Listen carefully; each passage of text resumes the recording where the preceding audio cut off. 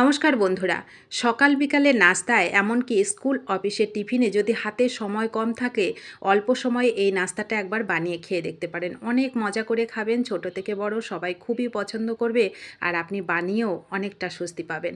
তো এটা তৈরি করতে আমার তেমন কিছুই লাগবে না, খুবই সামান্য উপকরণ লাগবে। আমি প্রথমে একটা বড় বাটি নিলাম, মিডিয়াম সাইজের একটা আলু, মানে যেমন ভাজা করি সেরকম করে কেটে ধুয়ে পরিষ্কার করে নিলাম। গাজর, ছোট সাইজের একটা গাজর গ্রেট করে নিলাম, একটা ছোট পেঁয়াজ কুচি করে কেটে দিলাম, আর যেমন ঝাল খাবো সেরকম কাঁচা লঙ্কা কুচি এখানে দিয়ে দিলাম। বাইন্ডিংয়ের জন্য এক বাটি আটা দিয়েছি, আপনারা কিন্তু আটাটা ছাড়াও করতে পারেন, আবার হাফ বাটি আটাও দিতে পারেন। পরিমাণ মতো লবণ, স্বাদের ব্যালেন্সের জন্য হাফ চামচ চিনি, আর ভাজা জিরের গুঁড়ো খুবই সামান্য দিয়েছি, শুধু একটু ফ্লেভারের জন্য, কালারের জন্য একটু হলুদ। ব্যাস, এখানে কোনো রকম মশলার কিন্তু দরকারই পড়ে না। আর আপনি যতগুলো টিফিন তৈরি করবেন তত পরিমাপে এখানে ডিমটা নিয়ে নেবেন। আমি 3টে করব বলে 3টা ডিম নিলাম। ডিমটাকে খুব মানে ভেঙে নিয়ে খুব সাবধানে কুসুমটাকে আলাদা করে নিয়েছি, যদিও এই কাজটা খুবই কষ্টের। তো কুসুমটাকে আলাদা করে নিয়ে এই যে ডিমের যতটুকু আছে সাদা অংশ, সেটা আমি এই মিশ্রণের মধ্যে দিয়ে দেবো। মানে এই যে উপকরণগুলো নিয়েছি ওর মধ্যে দেবো, এখানে কোনো রকম জল ছাড়া এটাকে সুন্দর করে মেখে নেবো। এই নাস্তাটা খেতে অসম্ভব মজার লাগে কিন্তু বন্ধুরা, ছোট থেকে বড় সকলে খুবই পছন্দের একটা খাবার। এই নাস্তাটা খেতে গরম গরম যেমন ভালো লাগে, ঠান্ডা হয়ে গেলেও কিন্তু একই রকম লাগে। খুবই মজার একটা খাবার। আর সব থেকে বড় কথা, এই নাস্তাটা যেমন খুবই সামান্য উপকরণে তৈরি হয়, আবার আমাদের সময়ও কিন্তু খুব কম লাগে। খুবই চটজলদি একটা মুখরোচক নাস্তা। তো দেখুন, আমি ভালো করে এটাকে মেখে নিয়েছি। আবারও বলছি, আমি একটু ভাজা জিরের গুঁড়ো এখানে দিয়েছি, আপনারা কিন্তু সেটা না দিলেও পারেন। এখানে একটু ধনেপাতাও ইউজ করতে পারেন, যেটা আপনাদের পছন্দের। এমনিতেই নাস্তাটা খেতে ভালো লাগে। তো ভালো করে ডিমের সাদা অংশটা দিয়ে আমি ভালো করে মেখে নিয়েছি। মাখাটা হয়ে গেলে এটাকে তৈরি করব আমি একটা তাওয়াতে। গ্যাসটাকে অন করে তাওয়াটাকে ভালো করে গরম করে হাফ চামচ তেল দিয়েছি। এখানে কিন্তু বেশি তেলেরও দরকার পড়ে না। এইবার 1 চামচ করে এখানে দেব, সুন্দর করে এটাকে যতটা গোল করা যায় ছড়ানো যায় ছড়িয়ে মাঝখানটা একটু গর্ত করে দেবো।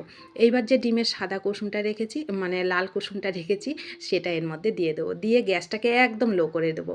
দিয়ে মিনিট খানিক একটু ঢেকে দেবো। দেখুন কি সুন্দর হয়ে গেছে। সাইডে যদি একটু তেল থাকে উপর থেকে দিয়ে দেবেন, দেখবেন ডিমের কুসুমটা খুব সুন্দর শক্ত হয়ে যাবে। তারপরে খুব সাবধানে এটাকে উল্টে দেবো। উল্টে দিয়ে আরও মিনিট খানিক এটাকে একদম গ্যাসটাকে লো করে দিয়ে এটাকে ঢেকে রাখবো। গ্যাসটাকে কিন্তু অবশ্যই বন্ধুরা লো করে দেবেন, না হলে কিন্তু পুড়ে যাবে। যেহেতু এখানে ডিম আছে, আর ডিমটা কিন্তু খুব সহজে পুড়ে যায়। তো দেখুন, আমি খুব সুন্দর 2 মিনিট মতন এটাকে ঢেকে রেখেছিলাম। ঢেকে দিয়ে নাস্তাটা কিন্তু আমার রেডি হয়ে গেল। একইভাবে পরেরটাকেও দিলাম। খুব সহজ নাস্তা বন্ধুরা, খেতে অসম্ভব লাগে। এখানে আমি আটা দিয়েছি, আপনারা ময়দাও দিতে পারেন। আবার ময়দা আটা ছাড়াও কিন্তু এই নাস্তাটা শুধু ডিম দিয়েও আপনারা তৈরি করে নিতে পারেন। খেতে খুবই মজার আর খুবই সুস্বাদু। যারা খেয়েছেন বন্ধুরা তারা তো জানবেন, যারা খাননি তাদেরকে অনুরোধ করব এই সহজ সুস্বাদু নাস্তাটা একবার তৈরি করে খেয়ে দেখবেন। অনেক মজা করে খাবেন। বিশেষ করে বাচ্চাদের দিলে তো ওরা টিফিন বক্স ফিরিয়ে আনবে না।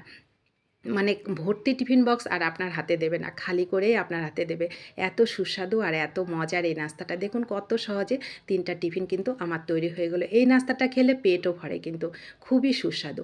তো এইবার আমি উপর থেকে একটু সস দিয়ে দেবো। এটা কিন্তু সবারই পছন্দ, বড়রা যেমন আমরা পছন্দ করি, ছোটরাও কিন্তু খুবই পছন্দ করে। তো একটু সস দিয়ে এটাকে গরম গরম পরিবেশন করুন। আর আপনি যদি টিফিনে দেন তো টিফিন প্যাকটাও এইভাবে করে সুন্দর করে গুছিয়ে দিন। খুব মজার একটা খাবার বন্ধুরা, আর খুব সহজে তৈরি হয়ে যায় খুবই সামান্য উপকরণে।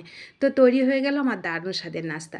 এইবার যদি আপনি বাচ্চাদের টিফিনে দিতে চান, সেক্ষেত্রে এইভাবে পিজার মতন করে কেটে একটা কাঁটা চামচ দিয়ে ওদেরকে দিয়ে দেন, দেখবেন ওরা অনেক মজা করে খাবে। তো কেমন লাগলো এই ছোট্ট সহজ রেসিপিটা অবশ্যই কমেন্ট করবেন। ভালো লাগলে শেয়ার করবেন আপনাদের প্রিয়জনদের কাছে। নতুন বন্ধু হলে চ্যানেলটা সাবস্ক্রাইব করে প্লিজ আমার পাশে থাকবেন। যারা পাশে আছেন তাদেরকে আমার অসংখ্য অসংখ্য ধন্যবাদ ও ভালোবাসা। আর রেসিপিটি ভালো লাগলে একটা লাইক করতে কিন্তু ভুলবেন না। ধন্যবাদ।